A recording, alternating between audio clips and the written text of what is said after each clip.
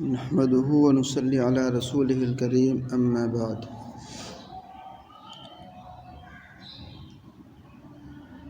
طبقہ صحابہ کے بعد رضوان اللہ علیہم اجمعین دین کا کام جو پھیلا ہے دنیا میں وہ سلسلے کے بزرگوں ہی کے ذریعے سے پھیلا ہے، اور اس خانقاہی نظام کے ذریعے سے ہی یہ دین پھیلا ہے، اور دین اسلام کی نشر و اشاعت میں، اس کی تبلیغ میں،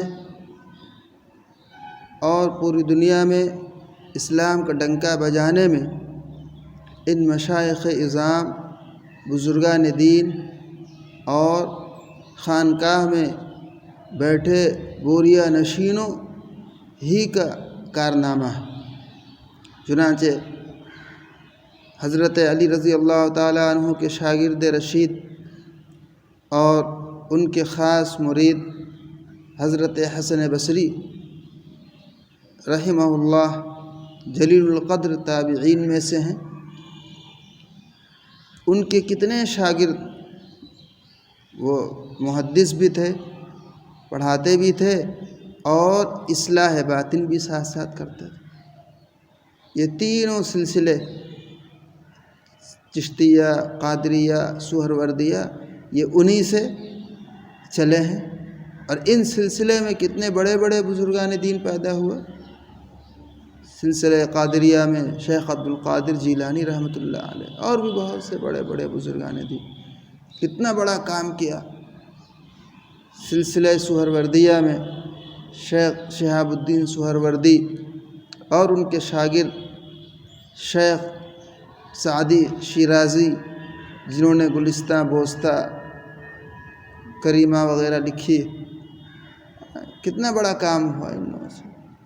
سلسلہ چشتیہ کے بزرگوں میں تاریخ اٹھا کے آپ دیکھیں گے شروع سے تو دین اسلام میں جو کارنامہ ان سلسلے کے بزرگوں کا ہے وہ اور کسی کا آپ کو نہیں ملے گا۔ خواجہ معین الدین چشتی رحمۃ اللہ علیہ، انہی کے نام پر اس سلسلے کا نام ہی سلسلہ چشتیہ پڑ گیا۔ اتنی مقبولیت اللہ تعالیٰ نے انہیں عطا فرمائی۔ وہ ہندوستان کے باشندے نہیں تھے، کسی باہر ملک کے رہنے والے تھے۔ ان کے شیخ نے ان کو ہندوستان کی طرف روانہ کیا یہاں کے لوگوں کی ہدایت کے لیے۔ ہندوستان پورا کفرستان بنا ہوا تھا۔ جب انہوں نے ہندوستان میں اپنے چند ساتھیوں کے ساتھ غربت کی حالت میں، پھٹے پرانے لباس میں، بے سر و سامانی کے عالم میں داخل ہوئے تو انہوں نے غور و فکر کیا کہ کام کی ابتدا کہاں سے کی جائے۔ تو انہوں نے سوچا کہ سب سے زیادہ کفر کا گڑھ جہاں ہو وہیں جا کر کے ہمیں بھی اپنا اڈا ڈالنا چاہیے اور وہیں سے کام کی شروعات کرنی چاہیے۔ چنانچہ ان کی تحقیق کے موافق اس وقت سب سے زیادہ کفر میں شدت اجمیر میں تھی۔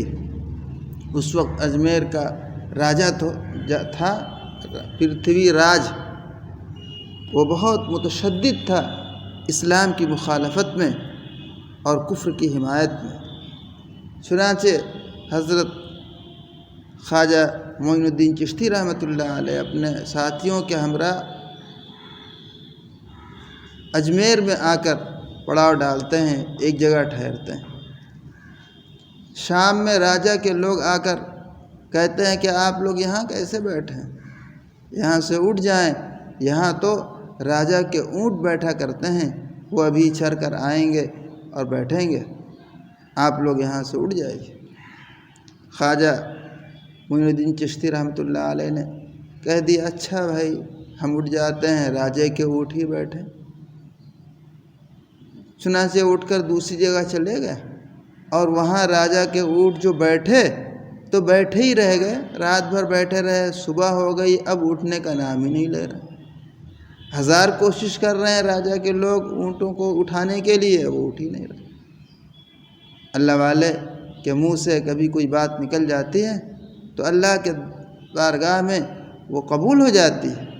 کہہ دیا انہوں نے کہ راجا کے اونٹ بیٹھیں، تو بس وہ بیٹھے ہی رہ گئے، اب اونٹ ہی نہیں رہے۔ سمجھ گئے وہ لوگ کہ یہ اسی کی کارستانی ہے، اسی نے کچھ کر دیا ہے، یہ کہہ دیا تھا راجا کو اونٹ بیٹھیں تو اس لیے اب اونٹ نہیں رہے، چلو اسی کے پاس چلو۔ چنانچہ خواجہ معین الدین چشتی کی خدمت میں حاضر ہوئے، معافی تلافی کی اور درخواست کی کہ آپ اونٹوں کو اٹھا دیجیے۔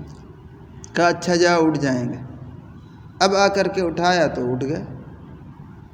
اب ان کی اس کرامت کو دیکھ کر راجا کے لوگ بہت سے اور اجمیر شریف کے بہت سے لوگ مسلمان ہوئے۔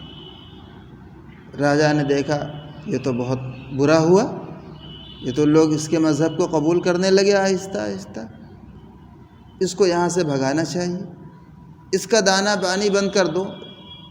چنانچہ جو وہاں بڑا تالاب تھا، سارے لوگ وہاں سے اپنی ضروریات پوری کرتے تھے، پانی لیتے تھے، بہائم جانور آ کر پانی پیتے تھے، جنگلات کے جانور پانی پیتے تھے، سب کے مویشی جانور لوگ اس سے استفادہ کرتے تھے، لیکن خواجہ معین الدین چشتی اور ان کے ہمراہیوں کے لیے پانی ممنوع کر دیا گیا، بند کر دیا گیا، اجازت نہیں تھی ان کو وہاں سے پانی لینے۔ اب کیسے وضو کریں، کیسے نماز پڑھیں، بغیر پانی کے آدمی کیسے رہ سکتا ہے؟ تو بڑی خوشامد درآمد کے ساتھ یہ کہا گیا کہ بھائی ایک لوٹا صرف پانی لینے کی اجازت دیجیے۔ تو ایک لوٹا پانی لینے کی اجازت دی کہ ٹھیک ہے صرف ایک لوٹا پانی لے سکتے ہیں، اس کے بعد نہیں لیں گے۔ خواجہ صاحب نے اپنا لوٹا اس تالاب میں ڈبایا اور جب لوٹا بھر کے پانی نکالے تو سارا پانی اس لوٹے میں آ گیا اور تالاب سوکھ گیا بالکل۔ اب سارے لوگ پریشان، یہ کیا ہوا؟ یہ تو تالاب کا پورا پانی ہی کھینچ لے گیا ہے، یہ کہاں سے فقیر آ گیا ہے، اب ہمارا کیا ہوگا؟ اب پھر خوشامد کرنے لگے کہ اچھا ٹھیک ہے آپ کو پانی لینے کی اجازت رہے گی ہمیشہ کے لیے، جتنا جی چاہیں پانی استعمال کریں، لیکن تالاب جیسے پانی سے پہلے بھرا ہوا تھا ویسے ہی بھر دیجیے۔